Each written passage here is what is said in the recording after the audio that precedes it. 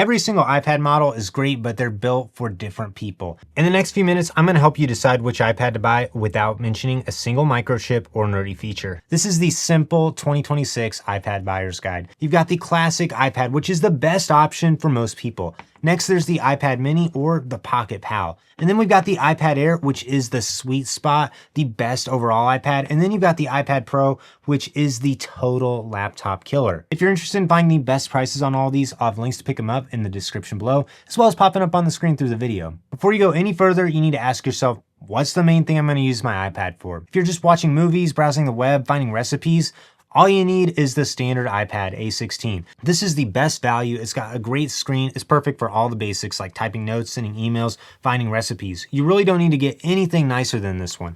But if you find that you're reading books, traveling a lot, or if you want the handheld size, that's when I really recommend getting the iPad mini. This is a lot easier to hold and it's powerful enough that you can do everything one-handed. If you're a student, a casual artist, or if you want to replace your old laptop, then the iPad Air is a great option because it has a better screen and it's the perfect balance of price and features. The display feels a little bit better with an Apple Pencil, the speakers sound better, and the display also gives you deeper colors. But if you're a professional artist, a video editor, or you want the absolute best display and keyboard setup, that's when you need to go for the iPad Pro. This has the brightest screen of any iPad. It has faster refresh rate, which makes scrolling on this look even smoother, and this also has the nicest accessories. This one really replaces a laptop. So when you go to decide what iPad to buy, there's only 3 things you need to consider. The first thing is the size and the screen. If you want the tiny one for reading and one-handed use, that's when you need the iPad mini. If you want the standard size, then the Air and the iPad A16 is a great size,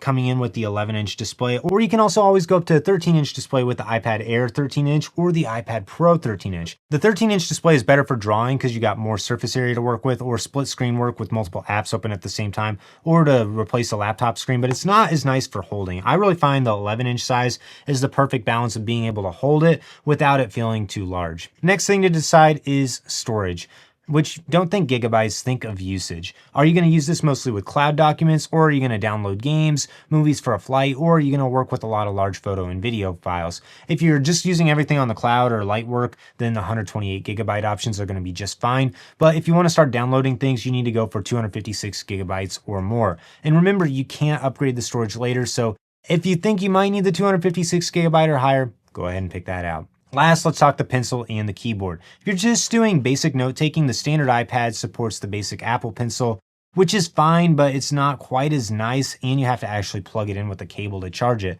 But the iPad mini, the iPad Air, and the iPad Pro also support the better Apple Pencil Pro, which is nice because it charges magnetically and just offers a better writing experience. If you're looking for a keyboard to go with the iPad, then the A16 does have the Magic Keyboard Folio, which is okay, but the Air and the Pro both support a Magic Keyboard, which gives you a much better typing experience, and the Pro even has an aluminum top on it, so it feels super durable and super sturdy. So if keyboard use is really important to you, get the Air or the Pro. So let's tie this all together. For 90% of people, I would say your choice is gonna be between the standard iPad if you're on a budget, or the iPad Air if you want all the features that are a little bit nicer. So you need to ask yourself, is this going to be used as an entertainment device, or is it going to replace my laptop? If you just want a nice entertainment iPad, get the iPad A16. If you want something a little smaller that you can take anywhere, get the iPad mini. If you want a great all-around iPad that can replace most of what a laptop does, get the iPad Air. And if you want top performance with every feature, that's when you need to get the Pro.